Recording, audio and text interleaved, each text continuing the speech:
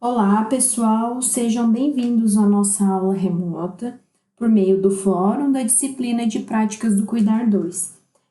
Espero que todos vocês estejam bem, estejam aproveitando da melhor forma possível esse período de isolamento, inclusive tentando colocar todos os estudos em dia.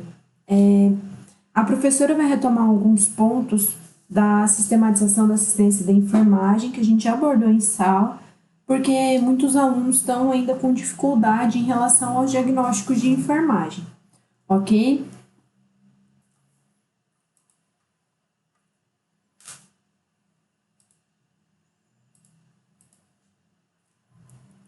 Então a gente tem que lembrar lá que enfermagem ela vai ser a soma, né? Da ciência, que tem uma base científica, que tem que ter um produto, um conhecimento científico, e da arte, né? Que é a arte do cuidar. O intuito é assistir esse paciente, esse ser humano, conseguir ensinar ele a ter o autocuidado dele, para ele conseguir recuperar, manter ou promover a saúde dele. A gente sabe que a sistematização da assistência em enfermagem, embora ela esteja dividida em 5 etapas, a gente considera um processo dinâmico, né? Ela é embasada pela Resolução 358 de 2019, sendo um ato privativo do enfermeiro. E a gente viu também que quando realiza a SAI, essa sistematização, o que é essa sistematização, né? É uma metodologia, né, que vai facilitar o enfermeiro a encontrar os problemas para fazer a prescrição de enfermagem, para fazer os diagnósticos de enfermagem.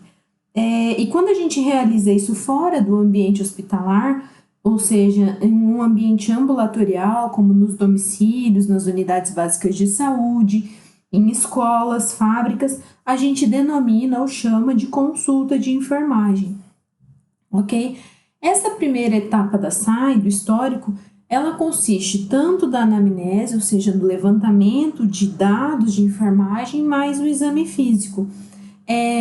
Essa primeira etapa ela é dividida em 3 momentos, que é a introdução, quando a gente vai se preparar, vai se apresentar para esse paciente, o corpo, que a gente vai ter uma geral visão dele, né? Vai ver qual que é as suas queixas, qual que é a queixa principal, inclusive os antecedentes familiares, e a gente vai finalizar com o fechamento. Como são muitas informações, a gente faz um breve resumo para esse paciente não se perder com a nossa consulta, com a nossa sistematização. A gente também fala que um bom levantamento de dados inclui 5 etapas, que seria a primeira, essa coleta de dados, que inclui aqui tanto os dados diretos, aqueles que eu pego diretamente com o paciente, ou indiretos, com o familiar, com o prontuário eletrônico, tanto os dados objetivos, aqueles que eu consigo mensurar, identificar, quanto os dados subjetivos, aquele que o paciente está me referindo. No segundo momento, eu vou fazer essa validação. O que seria essa validação? Eu vou comprovar esses dados que o paciente está me falando, tudo que ele está me relatando. Vou agrupar em sinais e sintomas similares, vou identificar o que é mais importante, a gente tem que ter uma ordem de prioridade e a gente finaliza fazendo a anotação, né? Então é importante a gente identificar o que é mais relevante para esse paciente.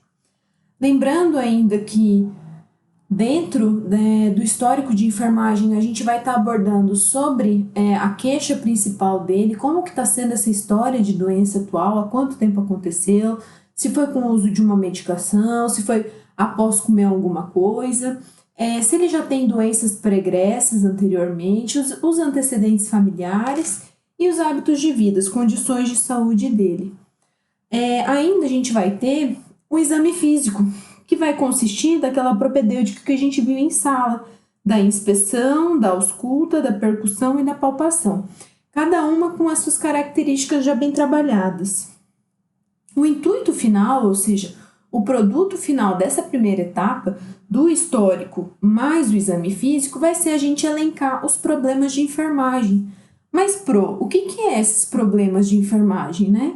É toda a situação, é toda a condição que o meu paciente vai estar apresentando que vai precisar, que vai exigir uma assistência profissional. Lembrando ainda que a SAI ela pode ser realizada tanto para o paciente quanto para a família dele ou para a comunidade que ele está inserido.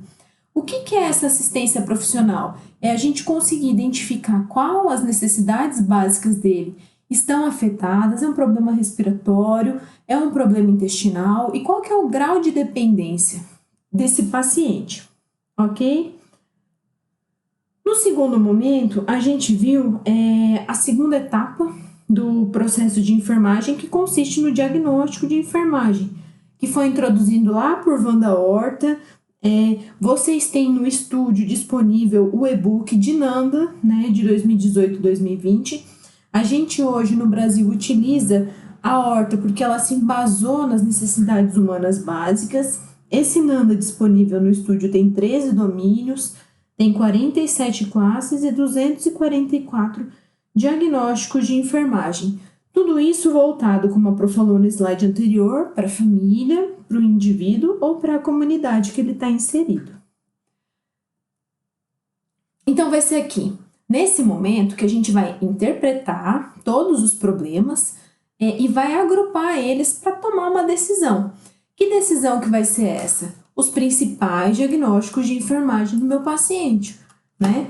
E esses diagnósticos de enfermagem aqui vão me servir de base para eu fazer minhas prescrições posteriormente, né? O que são essas prescrições? As ações de enfermagem que a gente vai estar tentando realizar. Mas qual que é o objetivo de fazer essas prescrições? Alcançar o objetivo, né? O resultado esperado. Eu espero que ele melhore o padrão respiratório dele. Eu espero que ele melhore o hábito intestinal dele, né? Então, a gente vai pensar sempre assim. Mas, para que serve esse diagnóstico de enfermagem, né? Ele vai servir para mim fornecer uma definição precisa do problema do paciente, vai me permitir uma linguagem comum a todos os profissionais, eu vou conseguir identificar as principais necessidades desse paciente, vai permitir ainda a comunicação entre os enfermeiros, né? Porque a gente sabe que isso é padronizado, ainda vai estar fazendo a distinção entre o papel do enfermeiro e o papel do médico, que o médico vai estar fazendo os diagnósticos relacionados à patologia e a enfermeira vai estar fazendo os diagnósticos relacionados ao cuidado, né? E finaliza ajudando a enfermeira a focar nessa prática de enfermagem, nessa sistematização baseada em evidência científica.